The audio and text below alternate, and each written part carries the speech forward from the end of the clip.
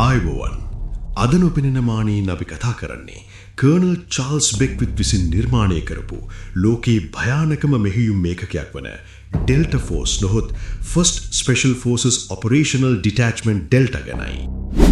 ලෝකයේ ඕනෑම තප්පරයකදී ඕනෑම අතිශය දුෂ්කර පරිසරයකදී කිසිවෙකුටත් නොපෙනී ගොස් සතුරා විනාශ කිරීමේ මාරාන්තික හැකියාව මේ සුපිරි බලකායට තියෙනවා. රැඳෙන්න අපිත් එක්ක අවසාන තප්පරය තෙක්ම මේ සුවිශේෂී රහස් බලකායේ සැබෑ කතාව දැනගන්න. ඔබ නොදුටු විශ්වයේ අභිරහස් ගවේෂණය කරමු. නොදුටු මානය. මොකද්ද මේ ඩෙල්ටා ෆෝස් කියන්නේ? මේක ඇමරිකානු හමුදාව සතු ටියර් 1 ගණයේ විශේෂ මෙහෙයුම් ඒකකයක්.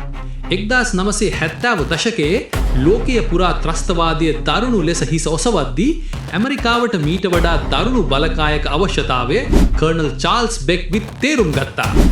බ්‍රිතාන්‍යයේ SAS බලකාය සමග පුහුණුව ලබා සිටි ඔහු එම අත්දැකීම් උපයෝගී කරගෙන 1977 දී මේ මාරාන්තික ඒකකය බිහි කළා.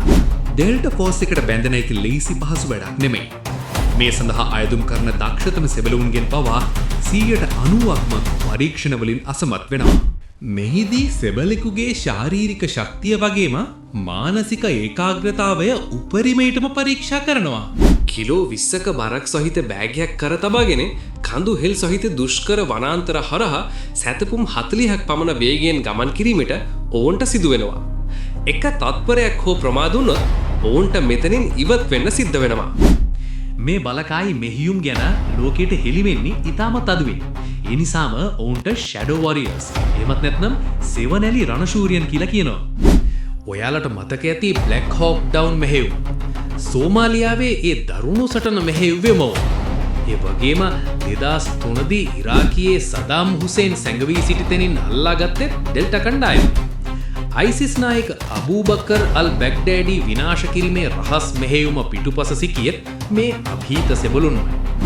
ලොව නවීනතම තාක්ෂණය සහ අවියායුධ භාවිතා කරන මොවුන් තනි පුද්ගලයෙකු ලෙස වුවත් හමුදාවකට සමාන විනාශයක් කරන්න සමත්.